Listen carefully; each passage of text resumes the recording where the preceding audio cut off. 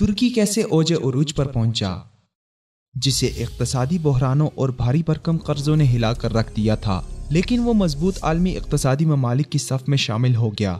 15 سالوں میں ترکی کیسے بدلا؟ سن 2002 میں ایک ایسی سیاسی جماعت حکومت لینے میں کامیاب ہوئی جس کی عمر صرف 1 سال تھی۔ تب سے ترکی مکمل طور پر بدلنے لگا۔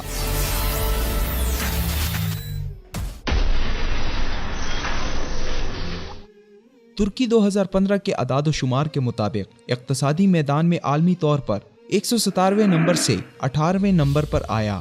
فی کس سالانہ آمدنی $3300 سے بڑھ کر $10,800 تک جا پہنچی۔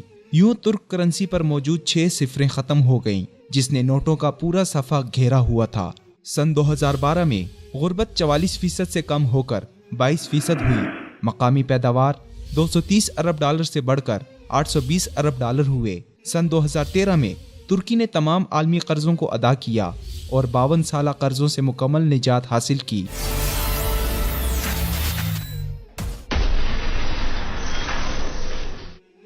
ترکی سیاحت میں عالمی لحاظ سے 6 نمبر پر ہے۔ صرف استنبول میں 15 سالوں کے دوران 109 ملین سیاح سیر و سیاحت کے لیے آئے، جو کل ترک آبادی سے 30 ملین زیادہ ہیں۔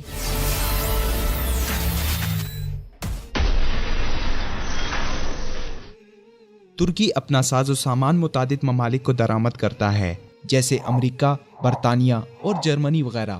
اپنی 54% دفاعی ضروریات ترکی خود پوری کرتا ہے۔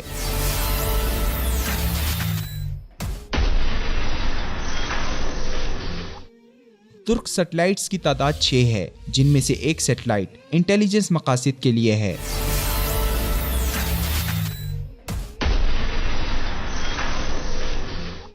ترک ایئرپورٹس کی تعداد 25 سے بڑھ کر 55 ہو گئی ہے، جن میں سے ایک سمندر کے اوپر ہے، جس سے ترکی کو عالمی سطح پر بڑے ایئرپورٹ کے افتتاح کا اعزاز حاصل ہوا۔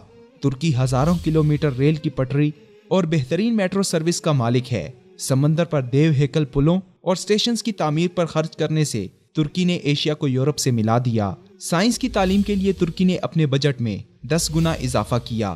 سن 2002 کی بنسبت ترکی تعلیم پر 726.6% زیادہ خرچ کر رہا ہے۔ میٹرک تک تعلیم حاصل کرنا حکومت کی طرف سے لازمی ہے اور بچوں کو تعلیم سے منع کرنے پر گھر کے سربراہ کو سزا دی جاتی ہے۔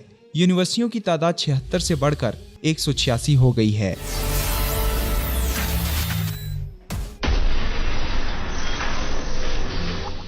بغاوتوں کی ایک طویل تاریخ کے بعد فوج کو سیاست میں مداخلت کرنے سے مکمل طور پر منع کر دیا گیا ہے۔ جون 2016 میں ترکی میں 5ویں خونریز فوجی بغاوت برپا ہوئی، جسے عوام نے سڑکیں بھر کر ناکام بنا دیا۔ یوں ترکی کی تاریخ میں پہلی خونریز فوجی بغاوت ناکام ہوئی۔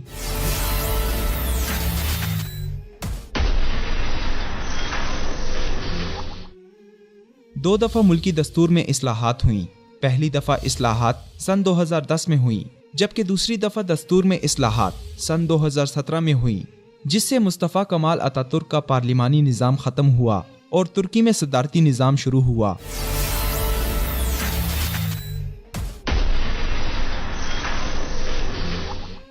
ترکی میں پہلی دفعہ عوام کو سیاسی آزادی ملی اور جمہوری عمل مضبوط ہوا۔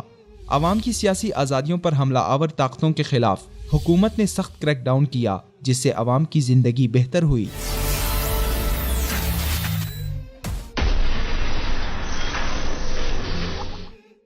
عدالت اور انصاف پارٹی نے اپنی بنیاد سے لے کر اب تک ایک بھی الیکشن نہیں ہارا اور اپنے بڑے اہداف کو مکمل کرنے میں کامیاب رہی۔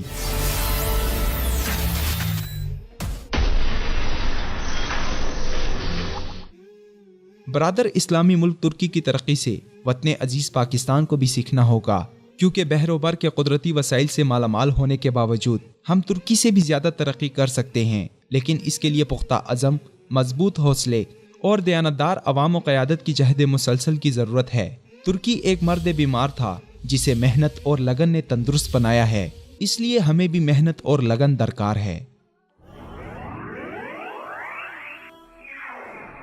وصال اردو۔ اندھیری رات میں ایک روشن چراغ۔